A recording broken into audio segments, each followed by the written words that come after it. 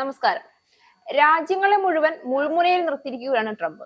എല്ലാ രാജ്യങ്ങൾക്കുമേലും കടുത്ത തീരുവയാണ് Trump ചുമത്തിയിരിക്കുന്നത്.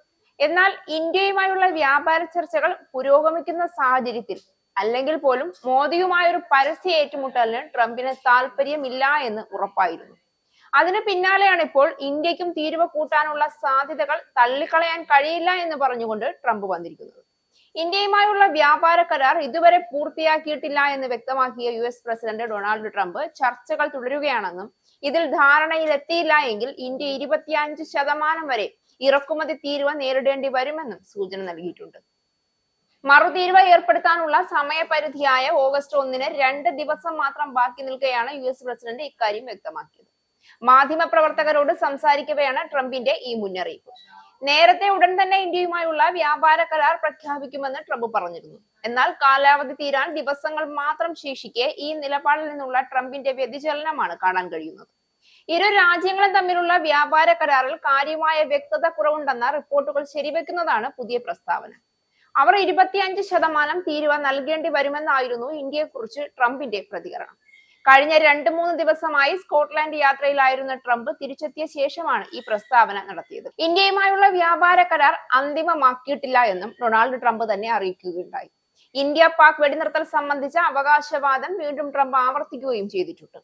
India സുഹൃത്താണെന്നും ട്രംപിന്റെ അഭ്യർത്ഥന പ്രകാരം പാകിസ്ഥാനുമായുള്ള യുദ്ധം അവസാനിപ്പിച്ചു എന്നും പറഞ്ഞ ട്രംപ് എന്നാൽ ഇന്ത്യയുമായുള്ള കരാർ അന്തിമമാക്കിയിട്ടില്ല എന്ന് കൂട്ടിച്ചേർത്തു.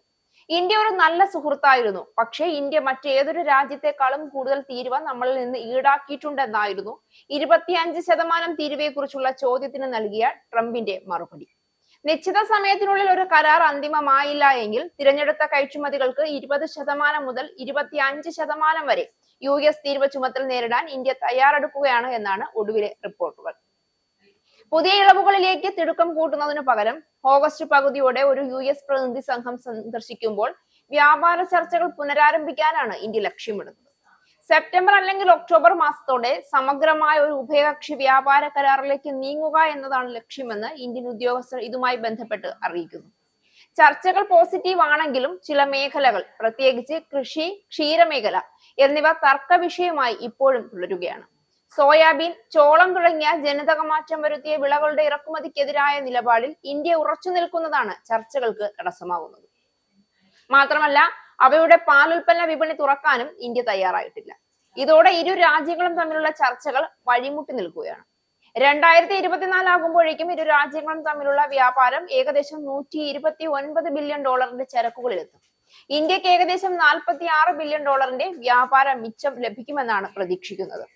അതിനിടയിലാണ് തീരുവ വിഷയം ഉന്നയിച്ച് ട്രംപ് രംഗത്ത് വരുന്നത്.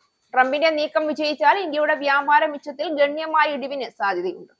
അതിനിടെ കൂടുതൽ വിശാലമായ തീരുവ നയത്തെക്കുറിച്ച് ട്രംപ് സൂചന നൽകിയിട്ടുണ്ട്.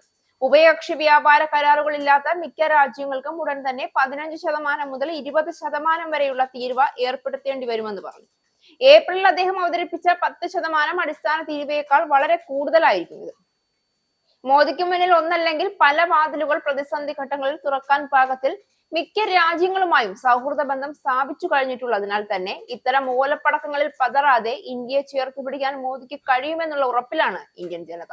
ഇസ്രായേലിന്റെ 5 സൈനിക താവളങ്ങളിൽ കനത്ത നാശനഷ്ടം മോദി വെളിപ്പെടുത്തുന്ന ഇന്ത്യയുടെ വികസനത്തിന്റെ മയക്കുമരുന്ന് വിൽപ്പനയ്ക്കെതിരെ ശക്തമായ നടപടിയെടുത്ത് ഷാർജ പോലീസ്. അമേരിക്കയിലെ സാധാരണ മനുഷ്യരോട് കൂടിയാണ് കോൺഗ്രസിനുള്ളിൽ പങ്കുവയ്ക്കാൻ ഓപ്പറേഷൻ സിന്ദൂറിൽ ഉപയോഗിച്ച